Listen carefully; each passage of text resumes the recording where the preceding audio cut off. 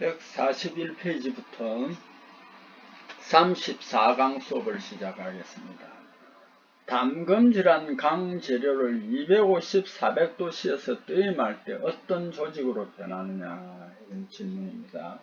우리가 오스테나이트 상태의 강을 말이죠, 물에다가 급냉을 해버리면은 마텐자이트가 됩니다. 그리고 이제 기름에서 냉각을 하면은 트루스타이트가 되고, 따뜻한 온도, 뜨거운 물에서 하면 소르바이트가 되고, 대충 이렇게 되는데, 어쨌든 강 재료를 제일 냉각능이 빠른 그러니까 낮은 온도에서 냉각을 하면 마텐자이트가 됩니다. 근데 마텐자이트가 되는데, 이걸 본래 오스테나이트 조직을 천천히 공기 중에서 냉각시키면 이게 폴라이트가 되는데, 이걸 급냉을 했어요. 그러면은 이제 마텐자이트가 됩니다. 근데 이 마텐자이트는 경도는 제일 높아요. 높은데 이게 조금 불안정해요. 왜 불안정하냐면, 거기에 뭐가 있느냐 하면은 잔류오스테나이트 같은 게 있어요. 그래서 이게 변화를 할 수 있습니다. 그리고 잘 깨집니다. 매짐성이 높습니다. 그래서 이걸 경도 같은 걸 조금 떨어뜨리면서 질긴 성질, 강인성을 주기 위해서 이렇게 열을 좀 가합니다. 이 온도도 제가 몇 번 말씀드립니다만, 이게 250, 400도, 어떤 데는 500도 이렇습니다. 요걸 너무 온도 숫자가 조금 틀린다고 해서 여러분이 거기에서 너무 거기에 집착하지 마세요. 요거는 온도가 조금 변화가 있습니다. 쉽게 말하면 오차가 있습니다. 담금질한 강 재료를 250, 400도씨로 온도를 올려서 냉각하는 열처리를 우리는 뜨임이라고 하는데, 이렇게 하면 트루스타이트가 됩니다. 그 다음에 또 트루스타이트를 요 정도 온도에서 어떤 데는 600도도 있고 그렇습니다. 어쨌든 트루스타이트를 이런 온도 정도로 올려서 또 뜨임하면 소르바이트가 됩니다. 또 이 소르바이트를 이 온도에서 또 뜨임하면 펄라이트가 됩니다. 이 펄라이트는 담금질 조직이 아니고요, 마텐자이트나 트루스타이트나 소르바이트는 담금질 조직입니다. 그리고 또 깊이 들어가 보면은 이 마텐자이트도 알파 마텐자이트와 베타 마텐자이트가 있습니다. 자, 요런 정도로 알아두시고요. 여기에 있는 내용을 또 면심입방 격자는 FCC죠. 주위에 있는 원자수가 12개입니다. 배수가. 원자수는 면에다가 반씩 박혀있기 때문에 이게 4개가 되고, 충진율도 74%입니다. HCP, CPH 조밀 육방 격자입니다. 배수는 면심입방 격자와 같고, 충진율도 면심입방 격자와 같은데, 원자수는 왜 채심입방 격자와 같느냐 하면은, 그거 조밀 육방 격자를 3등분으로 나눠버리면은, 3등분으로 나눠서 하나를 단위 격자로 하면 그게 마치 채심입방 격자와 같습니다. 그래서 원자수는 2개가 됩니다. 채심입방 격자는 BCC입니다. 배수는 8개고요. 원자수는 2개고 충진율이 68%입니다. 자, 황동의 한 종류입니다. 문점메탈이라며 탈라이언 부식이 발생하기 쉬운 구리합금은, 구리의 황동은요, 구리에 아연을 적게 하면 5 내지 20% 되는 것을 우리는 톤백이라고 해요. 그 다음에 아연을 30% 정도 함유한 것을 우리는 칠사망동이라고 합니다. 그 다음에 이제 아연을 40% 제일 많이 함유한 것이 육사황동이에요. 육사황동. 그래서 황동은 요 3가지가 있습니다. 크게. 물론 톤백에도 또 길링 메탈, 로브에서 또 축 나눕니다. 근데 보편적으로는 3가지로 나눕니다. 그런데 여기에서 육사황동이 맞죠. 에드미럴티 황동이라는 게 있습니다. 이거는요, 칠사망동에 1% 주석을 첨가한 것입니다. 이건 칠사망동의 그런 거고, 네이벌 황동은 육사황동에 주석을 한 7% 정도 함유하고 있습니다. 이렇게 애드미럴티 황동하고 네이벌 황동은 공이 배 같은데 복수기가 그러니까 보일러 실이었는데 배에 이래 쓰이는 것은 바닷물하고 접촉을 많이 하니까 내 해수성이 우수해야 되겠죠. 그래서 내 해수성을 높이기 위해서 73 황동의 주석 1% 첨가한 것을 애드미럴티 황동이라고 하고 64 황동의 주석 1% 정도 첨가한 것을 네이벌 황동이라고 합니다. 자, 베릴륨동은 뭐냐면은 구리합금 중 강도 경도가 크고 내식성, 도전성, 내피로성이 우선 도전성은 전기 전도가 잘 돼, 전기가 잘 통하는 걸 말합니다. 그래서 요거는 베어링, 스프링, 전기 접점, 전극 재료에 쓰입니다. 자, 요거 잘 알아두세요. 그래서 베릴륨 청동이라고 하는데 이거는 뭐냐면은 왜 그러냐면은 황동은 구리 플러스 아연이 맞아요. 청동도 구리 플러스 주석인데 그건 좁은 의미의 청동이에요. 넓은 의미의 청동은 이 베릴륨 동이나 알루미늄 청동처럼 주석이 없이 그냥 알루미늄 합금이에요. 그래서 청동은 이렇게 넓은 의미의 청동은 그렇다 하는 거 알아두세요.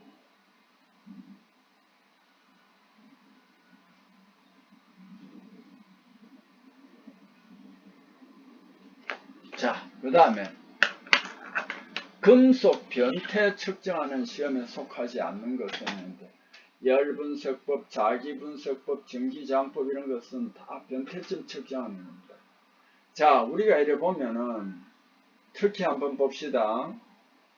순철을 말이죠.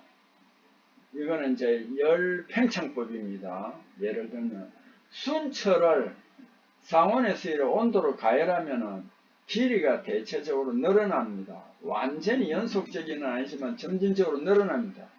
그런데요, 910도가 딱 되면 어떻게 되느냐 하면 오히려 길이가 갑자기 줄어듭니다. 이렇게 어떤 온도에서 갑자기 급속하게 변하는 것, 이 부분에는 뭐가 있냐면 변태점이 있습니다. 그래서 순철을 상온에서 이렇게 결정격자되면 최심입방격자입니다. 근데 이게 910도를 넘어서면 도로 면심입방격자인 오스테나이트로 변합니다. 그리고 910도가 뭐냐 하면은 변태점이 있는 거예요.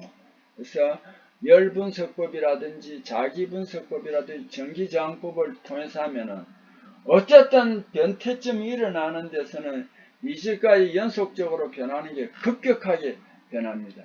급격하게 비연속적으로 변하는 걸 알 수 있습니다. 그래서 이런 건 이제 변태점을 측정합니다. 평형 측정법이라는 것은 없습니다. 자, 그 다음에 주철에서 여기서 잠깐 한번 하고 넘어가겠습니다. 어쨌든 자기분석법이나 전기장 측정법이나 열분석법이나 여기서요 변태점에서는 뭐냐면은 변태점에는 급격하게 변합니다. 자, 이거 꼭 알아두세요. 어느 변태점이라든지 동소변태 급격하게 비연속적이다. 그래서 거기서 변태가 일어나는구나 하는 걸 알 수 있습니다. 요거는 다 여기에도 다 다른 곳에도 마찬가지입니다. 동소변태, 특히 동소변태는 급격하게 비연속적 변태이다. 자, 그 다음에 주철에서 칠드층 얇게 하는 원소는 이거는 뭐 다른 방법입니다. 주철에서 표면만 단단하기 위해서 그것을 차가운 물체를 넣어가지고 급냉을 시켜 단단하게 하는 걸 칠드층이라고 하는데 이 칠드층을 얇게 하는 원소는 뭐냐면 여기에서 코발트입니다. 주석, 망간, 황은 그 밑에 다 설명이 있죠. 자, 황은 뭡니까? 칠드 깊이는 깊게 합니다. 그는 물하고 그 다음에 황은 요런 거 다 이제 여기에 다 있습니다. 그래서 여기 이제 황도 깊게 합니다. 칠드 깊이 깊게 합니다. 그 다음에 망간은 칠드부 점성력 강도 좋게 하지 칠드층을 뭐 깊게 하는 건 아닙니다. SI는 칠드 깊이 경도 감소합니다. 여기에 다 이런 것이 있으니까 여러분이 이제 이거는 한 번에 다 알기는 어렵죠. 그래서 이렇게 첨부되어 있는 요 내용을 표시를 해두었다가 이런 문제가 나오면은 여러 번 반복하면 여러분이 절로 알아지게 됩니다. 자, 와이어를 선입니다. 철사 같은 거. 이 와이어를 비틀림 시험할 때 비틀림 회전 측정에서 표점 거리 규격으로 표시할 때 시험편 지름은 얼마가 되느냐 하면은 100배가 됩니다. 표점 거리가 있거든요.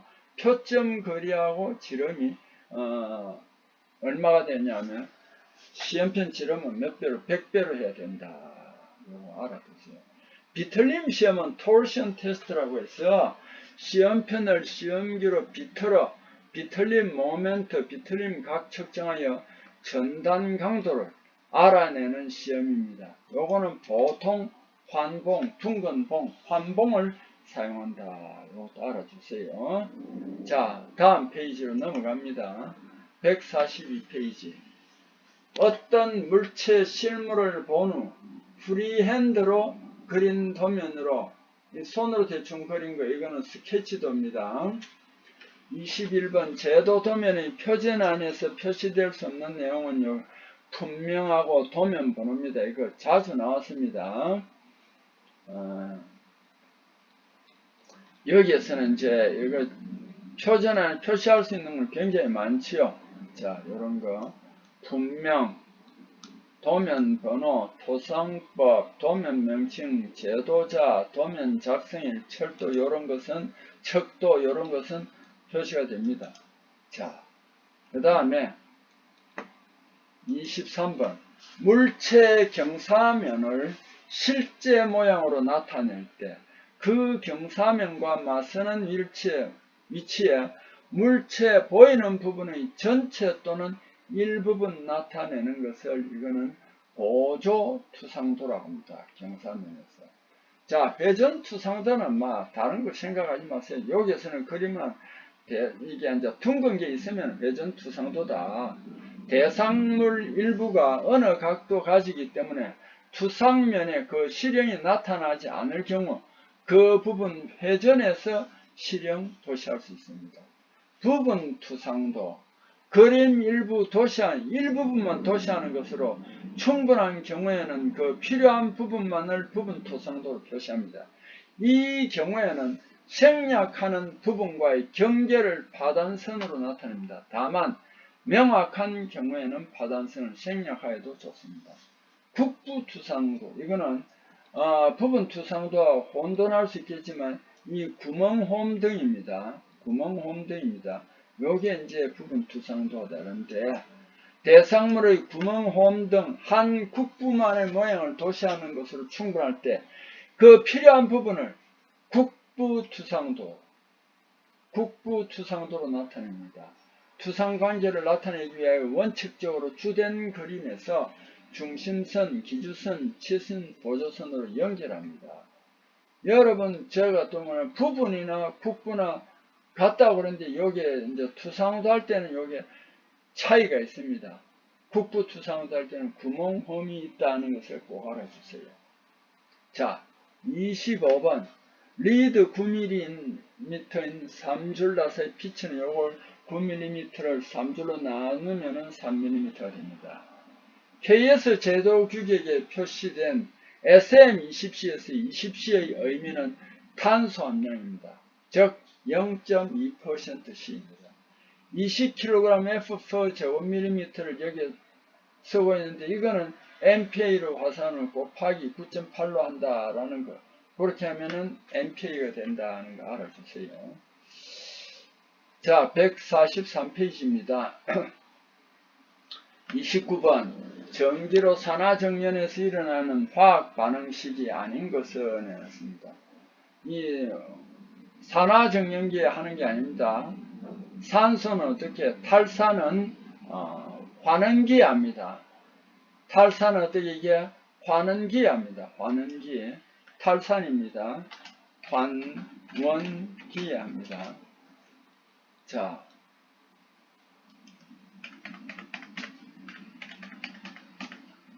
탈산은 어디에? 환원기합니다. 환원기에. 꼭 좀 알아두세요. 탈산, 탈황은 전기로일 때 말입니다. 환원기합니다.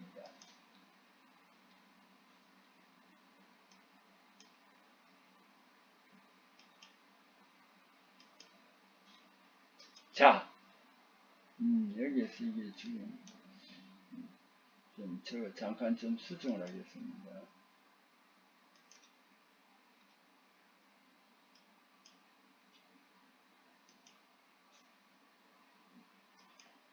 자, 강력 반응을 한번 봅시다. 잘 봅시다. Si하고 이온은 SiO2죠. 이거는 슬래그 중으로 들어갑니다. 망간하고 MnO도 슬래그 중으로 들어갑니다. ECr35, Cr2O3 이것도 슬래그 중으로 됩니다. 강제. 그 다음에 EPOO, P2O5도 슬래그 중에 들어가는데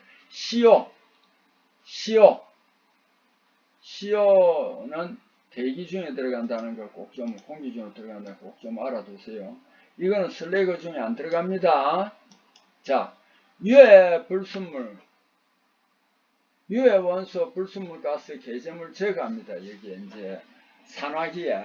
근데 이제 환원기에는 이제 산소나 황을 제거합니다. 31번. 염기성 전로법에 해당하는 설명은 해놨습니다. 염기성 전로조합에서는 황의 산화열을 이용한다. 말도 안 됩니다. 탈인, 탈황 불가능하다. 가능합니다. 저인, 저황, 고품위 광석을 원료로 한다. 그런 거 아닙니다. 전로라 탈인과 어느 정도 탈황 가능하다. 맞습니다. 염기성 전로는. 염기성 전로조합은 산성법과 달리 어느 정도 탈황 탈인이 가능합니다. 완벽한 건 아니지만 어느 정도 탈황 탈인이 가능합니다.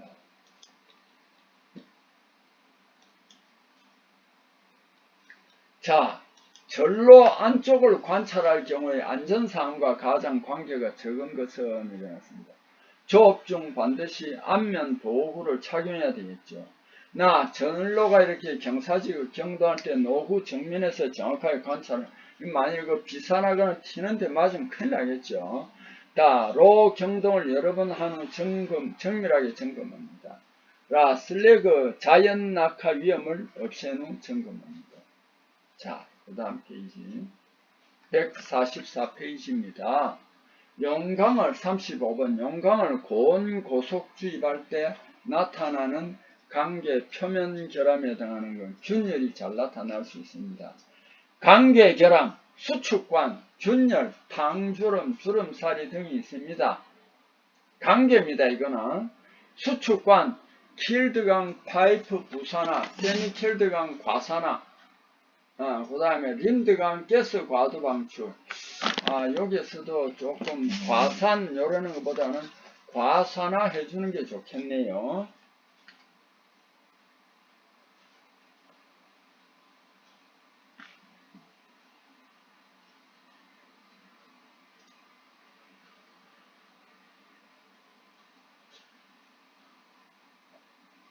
이게 과산이라고 해도 틀린 건 아닌데 여기에서 과산화 해버리는 게 제일 이제 혼돈이 적을 것 같고 과산화를 너무 많이 했다는 거예요.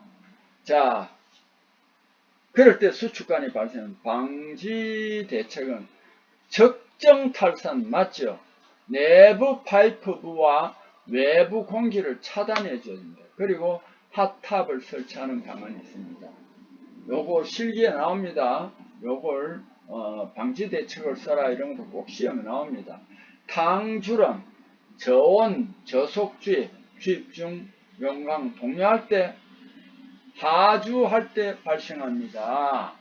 그럼 이건 어떻게 해주냐? 탕주름은 고온, 고속주입, 주형 도포, 주형 커브 사용. 요거는 꼭 알아두세요. 이렇게 해서 사용해서 방지한다. 여기에도 지금 제가 본 데는 심표를 해두는 게 좋겠네요.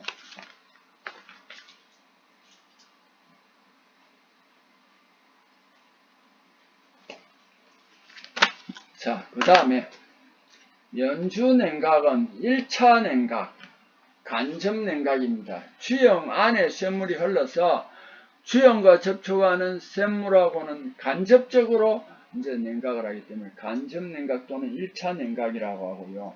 2차 냉각은 뭐냐면은 그 이제 롤러 에이프런이라고 하고 현장에서는 세그먼트라고 하더라고요. 거기에 이제 경사지기에 거기에 롤들이 규칙적으로 배열되어 있습니다. 거기에서 롤에서 주편에 물을 직접 뿌려서 냉각하는 직접 냉각, 살수 냉각이라고 합니다. 그럼 3차 냉각은 뭐냐면 이 주편이 그 물에 닿고 또는 차가운 상태로 있는 스프레이, 기계 냉각 붙어서 내려가거든요. 그 기계가 차가우니까 거기에서 냉각하는 걸 3차 냉각이라고 합니다. 요거는 기계 접촉에 의한 냉각입니다. 요거도 실기 시험에 나올 수 있습니다. 1차 냉각은 간접 냉각이고 주형 냉각이고 2차 냉각은 직접 냉각이고 살수 냉각이고 3차 냉각은 기계 냉각입니다. 자, 37번 제강에서 가장 문제가 되는 원소가 황입니다. T자형은 파이프, 내압벽돌이 되어 있는 T자형 파이프를 넣어가지고 휘젓습니다. 스터르를 사용하여 용선을 교반하는 타랑법을 데마그 웨스트 베르그법이라고 합니다. 데마그 웨스트 베르그법이라고 합니다. 교반을 해가지고 이렇게 용선을 타랑합니다. 교반봉이 있고 교반 날개가 있습니다. 이걸 용선에 담가서 회전하는 용선에서 거기에 또 타랑제를 함께 혼합 교반 타랑합니다. 데마크, 웨스트, 베르그법, KR법을 또 많이 쓰고 라인슈탈법 등도 씁니다. 효율이 아주 우수하나 이 교반법은 교반봉의 수명이 문제가 되는 특징이 있습니다. 데마그 웨스트 베르크, 이걸 DO로 표시합니다. 데마그 웨스트 베르크법. T자형 내화제의 파이프 모양 교반봉을 회전하고 수평간의 용선을 원심력으로 교반하여 타랑합니다. 라인슈탈법, 내화물 교반봉 회전하여 용선 타랑제를 혼합하여 타랑합니다. KR법, 이건 여러 개 회전 내경에 달려있는 교반봉을 회전하여 타랑합니다. 자, 요게 중요합니다. KR법이 굉장히 중요합니다. 자, 그렇게 알아두세요. 이렇게 해서 황이나 인을 제거한다. 자, 여러분 34강수 저와 함께 동행해 주셔서 진심으로 감사드립니다. 수고했습니다.